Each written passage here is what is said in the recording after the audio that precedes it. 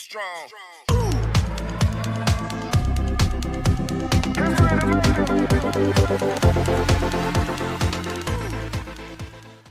Your time will come, Diana, and everything will be different.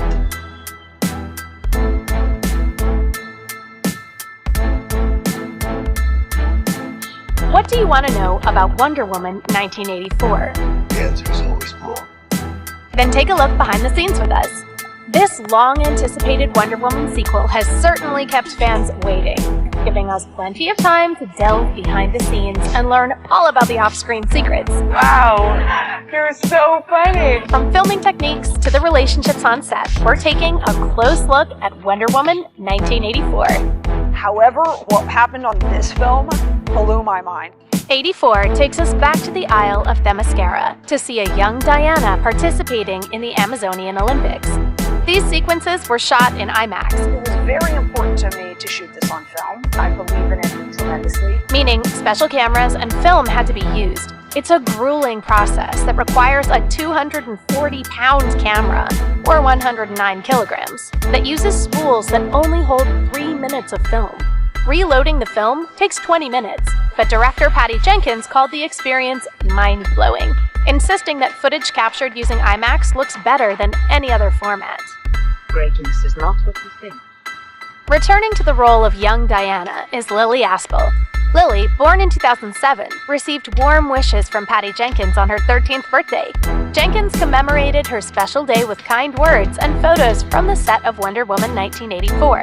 The director is very supportive of Lily, taking any chance to encourage and congratulate her, like when Mattel released a Barbie doll modeled after her. I can do it. Just do your best.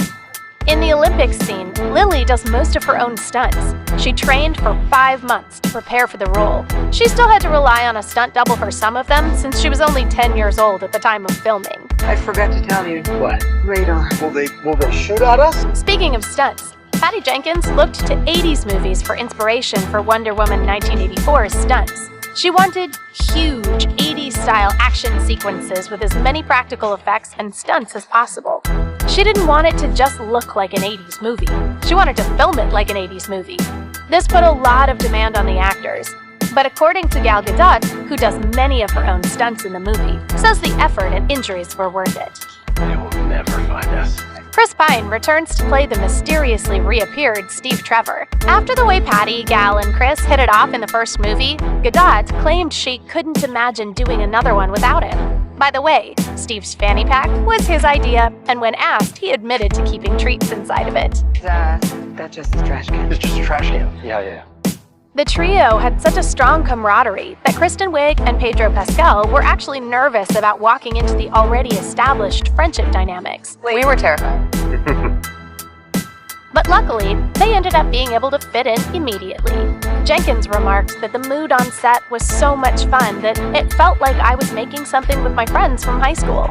The fact that Gal and Patty were already fans of the two probably helped. Life is good, but it can be better. All you need is to want it. Pedro Pascal was actually nervous about doing the movie. He was intimidated by the massive success of the first Wonder Woman film.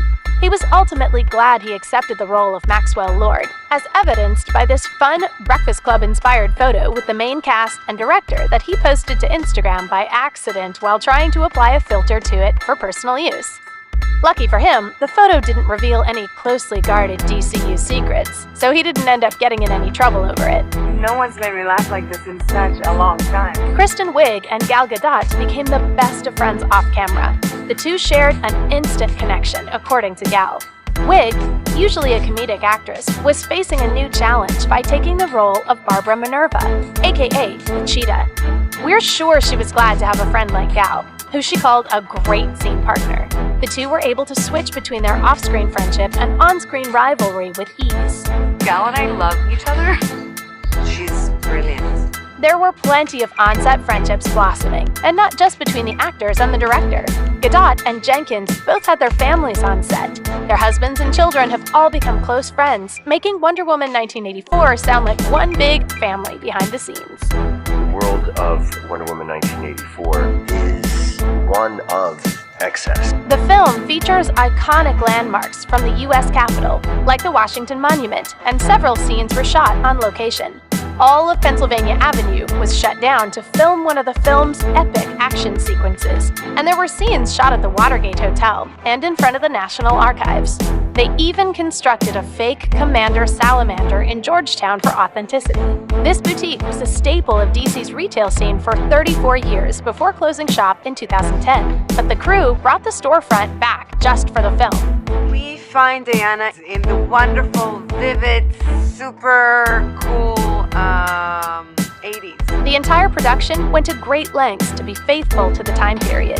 Revlon provided makeup for the film, even reproducing the actual colors and shades they ran during the 80s. Jan Sewell, the makeup and hair designer for Wonder Woman 1984, praised the quality of the products and felt they were an important contribution to the film's authenticity. You don't get out? No. Seem like the kind of person who's like always out. One of the challenges they faced was finding a balance between staying true to the flashy fashion of the 80s without having a wardrobe that was too distracting. You look amazing. I'll take it. Many of the movie's outfits were lifted right out of the pages of magazines from the era, then altered to suit the film's needs.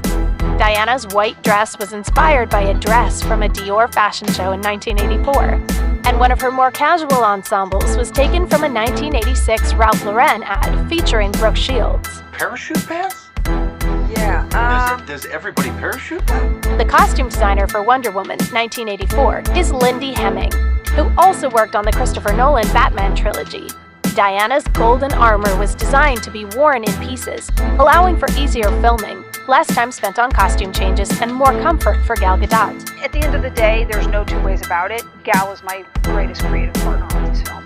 Director Patty Jenkins was conflicted on how to release the film in the midst of a pandemic. She felt it was important for people to see Wonder Woman 1984 on the big screen, especially for the Amazonian Olympics sequences shot in IMAX. There's a quality to emulsive print filmmaking. It's like the highest level of oil paint. Jenkins had been vocal in her support of movie theaters, saying, "I don't think any of us want to live in a world where the only option is to take your kids to watch a movie in your own living room and not have a place to go for a date." Jenkins was willing to compromise with a simultaneous theatrical and home streaming release.